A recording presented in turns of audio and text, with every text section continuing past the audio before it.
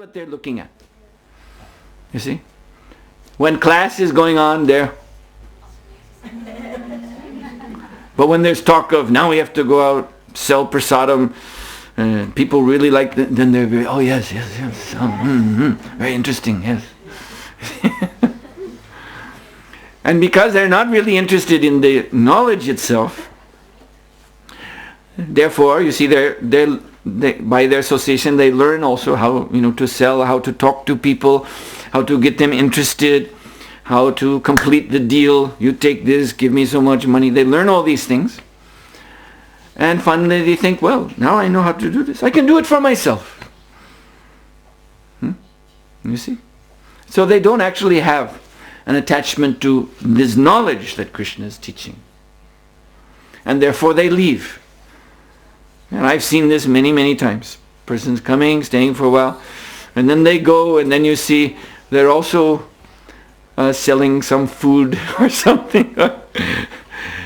Or sometimes they even become book salesmen for some Karmi book company after they've learned how to sell books in ISKCON.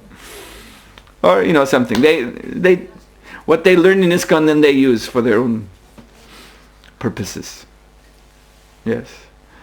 So this is the point. Manushanam sahasreshu kaschid mam manushanam sahasreshu.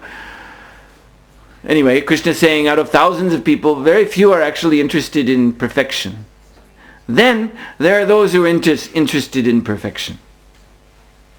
So they come to the Krishna consciousness movement, and they're listening. But there's also they're not understanding completely. They're not understanding completely because they're very interested in their own liberation. You see, there's still some self-motivation there. How can I get out of this material world? So as long as there's this self-motivation, then still things will not be completely clear. But in this way they will get faith by hearing. They'll get strong faith. And they'll not fall down. Because their goal is to achieve real spiritual life. Then finally Krishna says, Kaschin mam veti tatvata. One who actually knows me, he is very, very rare. This is first class devotee. One who actually knows Krishna, then he is bound to Krishna by the rope of love. And this is a most profound relationship, that the devotee is serving Krishna, but Krishna is serving that devotee also. Because of this love.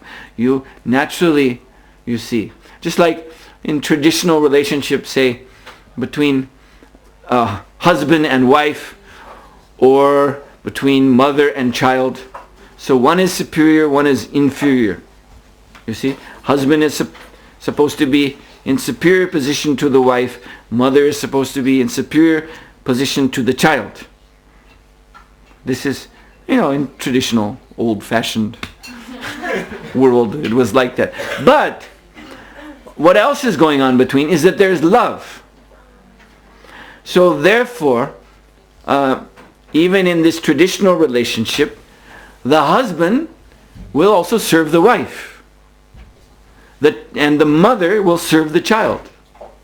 It's not all one way, because I'm bigger than you, stronger than you, older than you, then you always have to serve me, and that's it.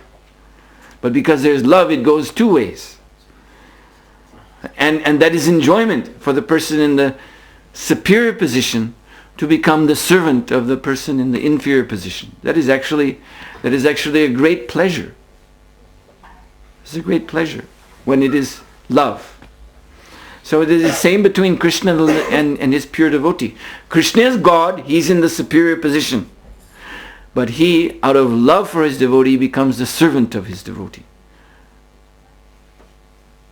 And of course, the devotee is his servant. So in this way, it is a very intense, most intense loving relationship. So this is the first class devotee. He's fully empowered. Krishna is serving him. So he's fully empowered by Krishna. Just like it says, he's in full knowledge. He's in full knowledge. Now that doesn't, he's in full knowledge of the purports of the Shastra. He speaks perfectly. He can defeat any argument. That doesn't mean that he has to have any material education. We see Gaur Kishore Das Babaji, one of our great acharyas and the spiritual master of Bhakti Siddhanta Saraswati Thakur. Prabhupada said Gaur Kishore Das Babaji could not even sign his own name. Could not even write. But when he would speak, then the Vedas would come out of his mouth. All the Shastras would just come flowing out of his mouth. He would speak conclusive Siddhanta. And the proof of his mastery of the Vedic knowledge of the Vaishnava Vedanta, what was the proof? Who was his disciple? His disciple was Bhakti Siddhanta Saraswati Thakur, who was known as the living encyclopedia. He was so learned, so scholarly. He had written books, he had gotten rewards. This Siddhanta was actually a title given to him before he took sannyas, before he was still a young man studying astrology. And he wrote a commentary on the Surya Siddhanta, an important astronomical text. And for that he was awarded by the Pandits as Siddhanta Saraswati, because his commentary was so profound. So this was his background. Learned scholar. And the one that he sought out to be his guru could not even write. So you see, this knowledge has nothing to do with education. This has to do with the pure heart. Bhakti Vinod Thakur says that within us all there is this knowledge which he calls Svata Siddha Gyan. Sva means his own or your own. Siddha means perfectional, and Gyan means knowledge. So when the heart becomes pure, and this Anor Anyan Mahato Mahayan, this relationship described in Upanishads, that there's Anu Atma, the individual self, and Maha Atma, the great Vibhu, Paramatma. Both are there in the heart. When this becomes pratyaksha, when we see this directly, then all knowledge is there in the heart. Because what does Krishna say about himself? In 13th chapter, where he's describing the Paramatma in the heart, he says, Jnana Gamyam, I am knowledge. I am the object of knowledge, and I am the goal of knowledge. Huh? So when one becomes aware of the Lord in the heart directly, then all knowledge is there. Therefore Krishna says, Tesham evanu akamparnam aham jnana jam tamaha. That out by my mercy, Tesham evanu kampartam, evanu means my mercy, to Tesham, to my devotees, aham jnana jam tamaha. I destroy all darkness. I become the jnana deep, the light of knowledge. You see. So we gain this knowledge again by faith, by association with devotees, and by hearing and purifying the heart. Whether you can read or write, that doesn't matter. Whether you're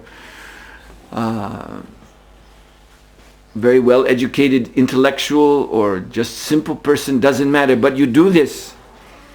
You have shraddha, you have faith, you associate with the devotees, you hear Bhagavad Gita, Srimad Bhagavatam, and you follow the process and purify your heart. Then Krishna will appear in the heart. And when he appears, he is Jnana Gamyam. He is knowledge, the object of knowledge, the goal of knowledge. All knowledge is there. And Krishna empowers his devotee. Krishna serves his devotee in that way, by empowering his devotee.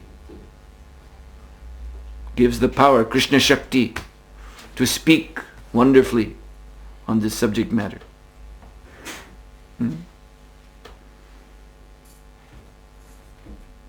Just like Chaitanya Mahaprabhu, he was preaching to Sharanga Murari Thakur, who was a very humble devotee, most humble devotee. And Chaitanya Mahaprabhu was saying, you are a pure devotee. You have so much to give. So you must accept disciple and train disciple. Pass on this knowledge. And Sringamari Thakur was, he was so humble. How can I accept disciple? How can I do this? But Lord Chaitanya said, you must do this. So then Sringamari Thakur began to think in this way, well, it is the order of Lord Chaitanya. I must do it. I don't know how. Who am I to go out and find someone to become disciple? What? But he made a vow. He said, all right, Lord Chaitanya has told me this. I have faith in his order.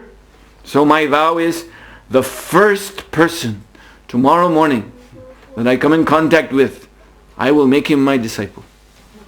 This was, he came to this conclusion, having so much faith in the order of Lord Chaitanya Mahaprabhu.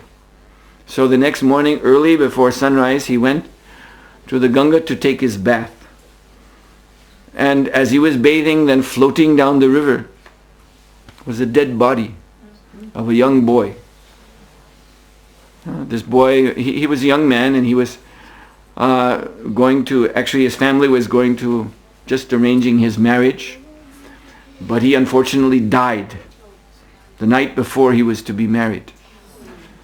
And so because he was so young, in India, young people, they will dispose in the river, not burn. And when they get older, then they will burn the body. So he was young enough to just be put in the river. So he was put in the river and was flowing down. And Sringamari Thakur, he was bathing, and he had this resolve, the first person that I see, that I come in contact with, he'll be my disciple. And then this dead body came. Dead body. And this dead body bumped into him. And he saw this person and he said, Hare Krishna. And by touching the pure devotee and by hearing Hare Krishna Mahamantra, this dead body came to life and became his disciple. And the parents heard about it, and the parents came to see their son. Oh, we were going to get you married. No, but mother, father, you see, I died. I'm not your son anymore. I died. You did the funeral for me, everything. Our relationship is finished. Now I am simply Shishya of my Guru. And how could they argue? Yes, you died. We gave you up.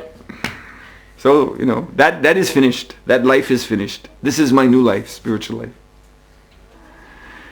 So this is the Krishna Shakti. This is the nature. This is the power that is available to devotee if we surrender to the Lord. So I thank you very much for kindly listening. What time is it now? 5, 4, almost 5:30. 20 past 5. 20 past 5. And the Gaur Arti was is now. We've gone over time. Okay. So I thank you very much. Srila Prabhupada ki jai. Maharaj ki jai.